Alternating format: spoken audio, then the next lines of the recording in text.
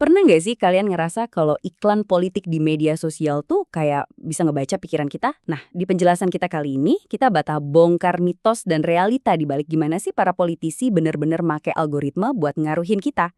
Ini dia peta jalan kita hari ini. Kita bakal mulai dari ngebahas ketakutan psikologis kita soal manipulasi, sampai akhirnya ngebedah data asli dari Pemilu Federal Australia tahun 2022. Oke, langsung aja kita masuk ke bagian pertama, mitos manipulasi media sosial. Kita ini sering banget berasumsi kalau kampanye politik tuh pakai penargetan mikro atau micro-targeting yang diam-diam ngincar data pribadi kita. Tujuannya buat mecah belah opini publik dan nyodorin kita isu-isu emosional yang memancing konflik. Serem kan? Ketakutan utamanya tuh begini. Kalau kita cuma ngelihat iklan yang membenarkan apa yang udah kita percaya, wacana demokrasi bisa perlahan hancur. Kita bakal terjebak dalam ruang gema yang terus-terusan memecah belah masyarakat. Lanjut ke bagian 2, psikologi di balik personalisasi pesan. Mari kita lihat gimana pesan yang dipersonalisasi ini bekerja. Nah, sains menyebut fenomena ini sebagai penalaran termotivasi atau motivated reasoning. Intinya, menargetkan keyakinan yang emang udah ada itu adalah teknik persuasi yang super ampuh. Kenapa? Karena secara alami, ego kita pasti pengen mempertahankan opini yang udah kita yakini dari awal. Ini benar-benar ngaruh banget ke cara kita sebagai pemilih memproses informasi politik. Bayangin gini, pas ada iklan politik yang pas banget sama opini kalian, otak kita secara otomatis bakal langsung nerima buat ngehindarin yang namanya disonansi kognitif. Makanya pemilih jauh lebih terbuka sama pesan yang sesuai keyakinan pribadi. Tapi, resiko terbesarnya apa? Kita jadi makin gak peka sama klaim atau berita bohong. Ibaratnya nih, kita maklumin aja sebuah pelanggaran, asalkan yang ngelakuin tim bola favorit kita. Sekarang kita masuk ke bagian 3, persuasi atau mobilisasi massa. Buat benar-benar paham strategi kampanye digital, kita harus pisahin dua tujuan utamanya. Mobilisasi massa itu sekedar ngedorong pendukung yang emang udah ada buat keluar rumah dan pergi ke TPS. Di sisi lain, persuasi itu jauh lebih rumit karena tujuannya ngubah pikiran seseorang buat narik pemilih baru atau mengambang. Keduanya punya pendekatan yang beda banget. Nah, menariknya, warga Australia itu diwajibkan oleh hukum buat milih.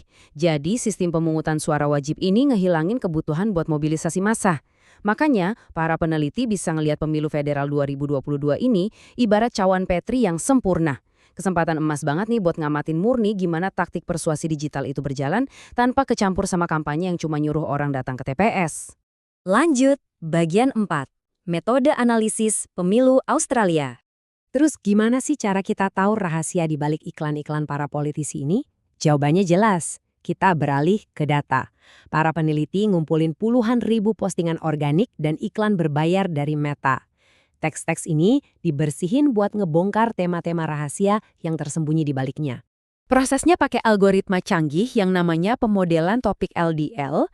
Jadi, si komputer yang bakal baca tiap postingan dan ngelompokin semuanya secara objektif buat menganalisis konten organik versus berbayar.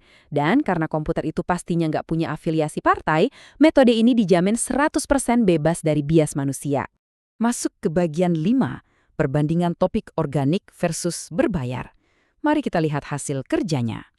Dan ini dia kejutannya. Waktu kita bandingin efektivitas dan variasi topik antara konten organik dan iklan berbayar, ternyata perbedaannya nggak semasif itu loh.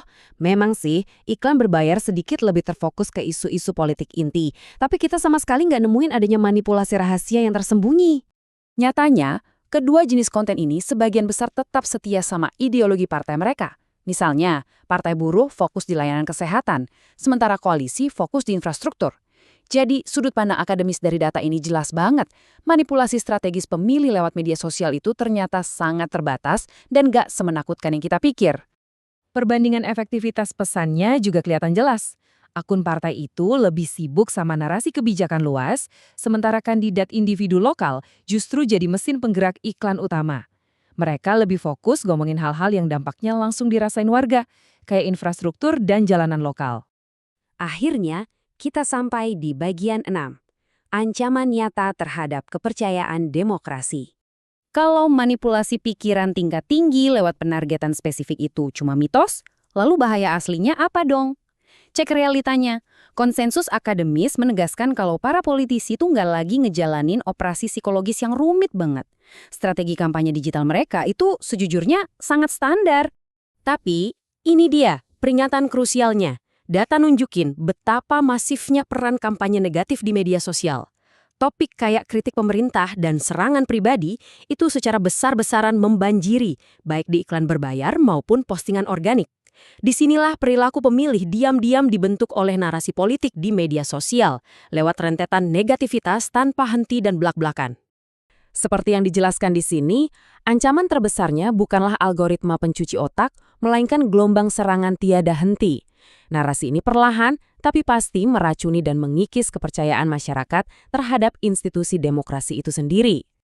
Jadi, saya mau ninggalin satu pertanyaan buat kalian renungkan. Setelah tahu kalau ancaman sebenarnya adalah sinisme dan bukan manipulasi pikiran, gimana cara kalian bakal nyaring kebisingan dan ngevaluasi iklan politik berikutnya yang muncul di layar kalian? Menarik buat dipikirkan ya. Terima kasih sudah menyimak penjelasan kita kali ini.